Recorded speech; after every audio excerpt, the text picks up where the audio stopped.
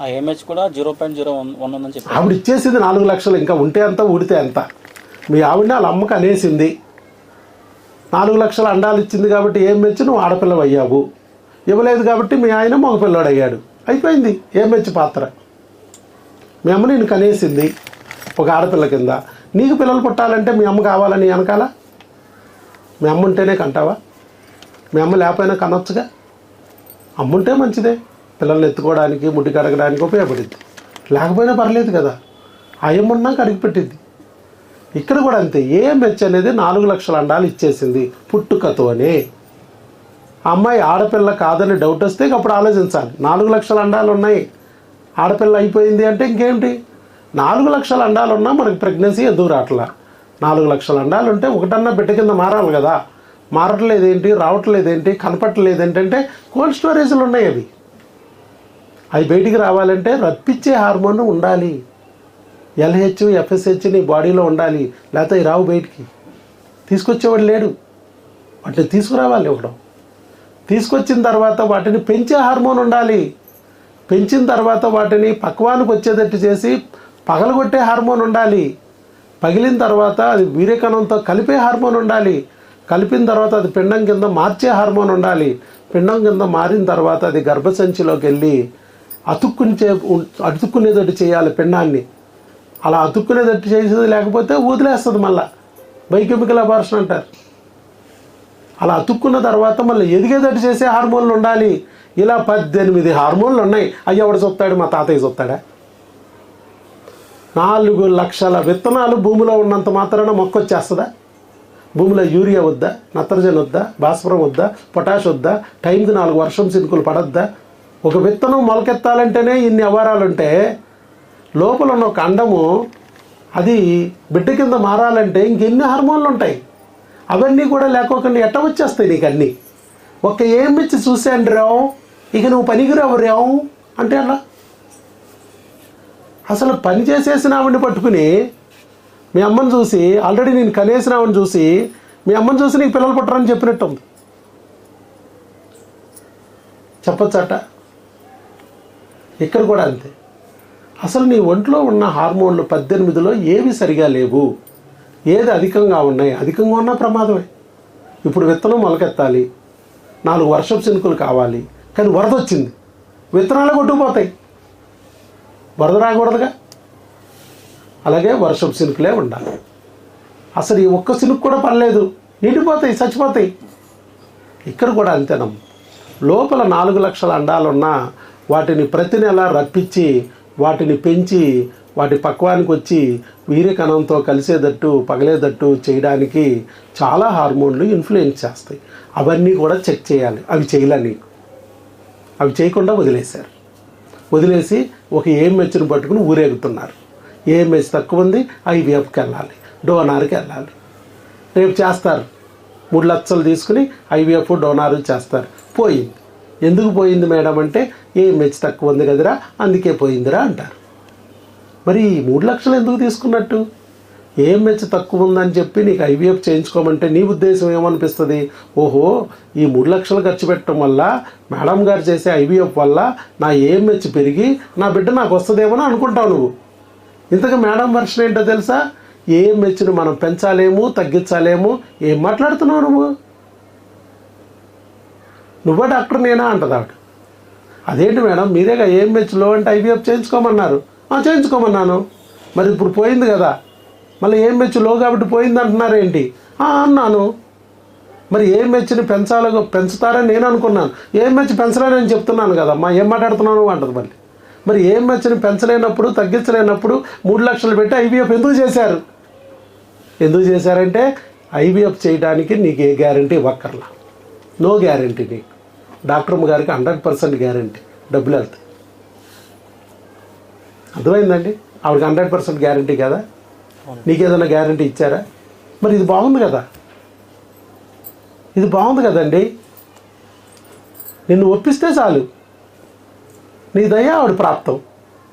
ఒప్పించింది కదా, చేసేసింది, డబ్బు తీసేసుకుంటుంది. అట్లా అనమాట. కాబట్టి దీనివల్ల నీకైతే ఎలాంటి ఉపయోగం ఉండదు, యూజ్లెస్.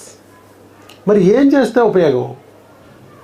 ఏఎంహెచ్ అనేదాన్ని తిట్టి ఉపయోగం లేదు. అవి 4 లక్షల అండాలు నీకు ఇచ్చేసి వెళ్ళిపోయింది ఒక తల్లి నీకు. ఇప్పుడు మరి 4 లక్షల అండాలు ఇచ్చినా నాకు ఒక బిడ్డ కూడా ఎందుకు పుట్టట్లేదు? నీకు ముట్లు వచ్చి 15వ సంవత్సరం నుంచి ముట్లాగేది 55వ సంవత్సరం. ఈ 40 ఏళ్లలో నెలకు ఒక అండం చొప్పున నువ్వు వాడుకున్నా 480 అండాలు మాత్రమే వాడతావు ఒక బిడ్డ కోసం, 2 బిడ్డల కోసం. మిగతా అన్నీ నీ కట్టితో పాటు కాలిపోతాయి.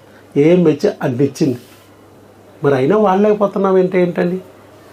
ఎందుకనంటే మనం ఇక్కడ ఆ ఒక్క హార్మోన్ కాదు, అండాలు పెంచి పగలగొట్టి పక్వానికి వచ్చేదట్టు చేసి వీర్యకణంతో కలిపే చేసే ఈ 18 హార్మోన్లని సరి చేయకపోవడం వల్ల వచ్చిన సమస్య. ఈ 18 హార్మోన్లు మనం చెక్ చేస్తున్నాం డాక్టర్ వైఎస్ బాబు మ్యాజిక్ ఫార్ములాలో. మిగతా డాక్టర్స్ అంతా 4-5 చేసి వదిలేస్తున్నారమ్మా. ఏదో ఎల్హెచ్, ఎఫ్ఎస్హెచ్, ఈస్ట్రోజన్, ప్రొజెస్టరాన్, అడెస్టోస్టెరాన్, ఇట్లా ప్రొలాక్టిన్ 4-5 చేయడం, 5-6 చేయడం, వదిలేయటం. 18 ఉన్నాయి. మరి 18 కర్ణుడి సావుకి 18 బుల్లెట్లు ఉన్నాయి అనుకుంటే నేను 7 బుల్లెట్లు ఆపాను, 5 బుల్లెట్లు ఆపానంటే ఎట్లా? మిగతా బుల్లెట్లు ఎవరు ఆపుతారు? కర్ణుడు చచ్చిపోయి ఉంటాడుగా బుల్లెట్ల దెబ్బకి. 18 బుల్లెట్లు ఆపాలి. ఏ ఒక్క బుల్లెట్ తగిలినా ఏదో ఒక డ్యామేజ్ అయిపోద్ది. అందుకే మనం 18 హార్మోన్లు చెక్ చేసి వాటిని సరిచేస్తాం. అండం రాకపోతే వచ్చేదట్టు చేస్తాం, పెరగకపోతే పెరిగేదట్టు చేస్తాం, పగలపోతే పగిలేదట్టు చేస్తాం. ఎలా చేస్తున్నాం? వీటికి కారణమైన హార్మోన్ అక్కడ లోపాన్ని సరిచేసి ఈ ప్రాబ్లంని బైపాస్ చేస్తాం. అది మనం చేసేది. ఓకేనా? అండాలు లేకపోవడం అనే మాటే లేదమ్మా. నువ్వు పుట్టావంటే నీకు బిడ్డ పుట్టి తీరాలి.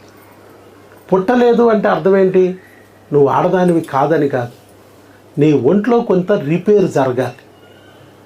ఏవో కొన్ని ఒడిదుడుకులైనవి, వాటిని గుర్తించి సరిచేయాలి. సరిచేస్తే మళ్ళీ నీ బిడ్డ నీకు వచ్చేస్తుంది. అది సో అవి సరి చేస్తామండి. హార్మోన్ టెస్టులు చేసి దాన్ని బట్టి లైన్ చేద్దాం. పీరియడ్కి ఎగ్కి రిలేషన్ ఉందా? ఉంటుంది కదండి. ఎగ్ రిలీజ్ అయితేనే పీరియడ్ అవుతుంది. అంతే కదండి. ఎగ్ రావాలి, వచ్చిన ఎగ్ పెరగాలి. 18 నుంచి 24 సైజుకి వచ్చాక అది పక్వానికి వచ్చి విడుదలైపోవాలి. విడుదలైపోయి వీర్యకణంతో కలిస్తే ప్రెగ్నెన్సీ, వీర్యకణంతో కలవలేకపోతే డేట్ రావాలి. ఇవేమీ జరగలేదనుకోండి, డేట్ కూడా రాదు. కాబట్టి ఇవంతా కరెక్ట్గా సీక్వెన్స్ జరిగి డేట్ వచ్చిందంటే అట్లీస్ట్ వీర్యకణం అందలేదు కాబట్టి ప్రెగ్నెన్సీ రాలేదు, అంతే. అట్లీస్ట్ డేట్ వచ్చిందంటే ఇదంతా కరెక్ట్గా సక్సెస్ఫుల్గా నడుస్తున్నట్టే. అది సో మనం ఇవన్నిటినీ సరిచేయాలి. ఆ హార్మోన్లు టెస్టులు చేసుకోవడం. ఒకవేళ ఇవన్నీ జరుగుతున్న మధ్యలో క్రిములు వచ్చి ఒకవేళ డ్యామేజ్ చేయొచ్చు, అండాశయాన్ని డ్యామేజ్ చేయొచ్చు. సిస్టుల రూపంలో, గడ్డల రూపంలో, చాక్లెట్ సిస్టు, హెమరేజిక్ సిస్టు, ఇలాగా గర్భసంచిలో గడ్డలు వచ్చేయచ్చు, ఫైబ్రాయిడ్, పాలిప్పులు, లేదా ఎడినోమయోసిస్లు, ఎండోమెట్రియోసిస్లు, ఇలా క్రిములు వచ్చి గడ్డల రూపంలో కూడా ఇబ్బంది పెట్టచ్చు. హార్మోన్ల సెగలు వచ్చి ఇలా గడ్డల రూపంలో కూడా ఇబ్బంది పెట్టచ్చు. కాబట్టి ఈ గడ్డలు వచ్చినాయి అన్నా కూడా హార్మోన్ల సెగలు కానీ క్రిములు కానీ ఉన్నాయని అర్థం. వాటిని కూడా సరి చేసుకుంటే అప్పుడు పురుగు చేస్తే గడ్డ అణిగిపోద్ది, బిడ్డ వస్తుంది. హార్మోన్ల సెగను కంట్రోల్ చేయగలిగితే గడ్డ అణిగిపోద్ది, బిడ్డ వస్తుంది. ఇట్లా మనం చెయ్యాలి. అందుకే మీకు క్రిములకి హార్మోన్లకి టెస్టులు చేస్తాం. దాన్ని బట్టి మేము సరి చేస్తాం. క్రిములకి ఈ ప్రపంచంలో ఏ డాక్టర్ టెస్ట్ చేయరమ్మా. 25 రకాల క్రిములకి నేను టెస్ట్ చేస్తాను, కానీ ఈ ప్రపంచంలో ఏ డాక్టరు టెస్ట్ చేయట్లేదు. అందుకే ఎక్కడ రాని ప్రెగ్నెన్సీలు ఇక్కడ వస్తాయి. అలాగే హార్మోన్లు అయితే 5 నుంచి 7 హార్మోన్లు మాత్రమే బయట డాక్టర్లు టెస్ట్ చేస్తున్నారు, మనం 18 చేస్తున్నాం. వాళ్ళు చూడనివి కూడా మనం చూస్తున్నాం, వాళ్ళు సరిచేయనివి కూడా మనం సరిచేస్తున్నాం. కాబట్టే మనకి ప్రెగ్నెన్సీలు అనేవి వస్తున్నాయి. అక్కడ రానివి కూడా ఇక్కడ ఎందుకు వస్తున్నాయి అంటే ఇది కారణం. వాళ్ళు మసిపూసి మారేడికాయ చేయడానికి ఐవీఎఫ్ పేరుతో, ఆపరేషన్ పేరుతో డబ్బులు తీసుకోవడానికి ప్రయత్నిస్తున్నారు తప్ప నీ సమస్యను చూడటం లేదు, దాన్ని సరిచేయడానికి ప్రయత్నించట్లా. దానివల్ల నీ ప్రెగ్నెన్సీ రావటంలా. భూమిలో సారం లేదు, యూరియా లేదు, నత్రజని లేదంటే ఆ భూమిలో సారాన్ని అందించి యూరియా నత్రజని అందిస్తే నీ విత్తనం మొక్క వస్తుంది. అలా చేయకోకుండా వేరే మొక్కను తీసుకొచ్చి నాటేసేద్దాం అంటున్నారు. ఐవీఎఫ్ పేరుతో వీర్యకణాన్ని, అండాన్ని రెండూ కలిపి ల్యాబ్లో పిండం కింద మార్చి 5 రోజులు బిడ్డను తీసుకొచ్చి నీ గర్భసంచిలో పెడతానంటున్నారు. అదే ఐవీఎఫ్. దాని ఖర్చు 2 లక్షలు 3 లక్షలు. దీనివల్ల ఏంటి ఉపయోగం?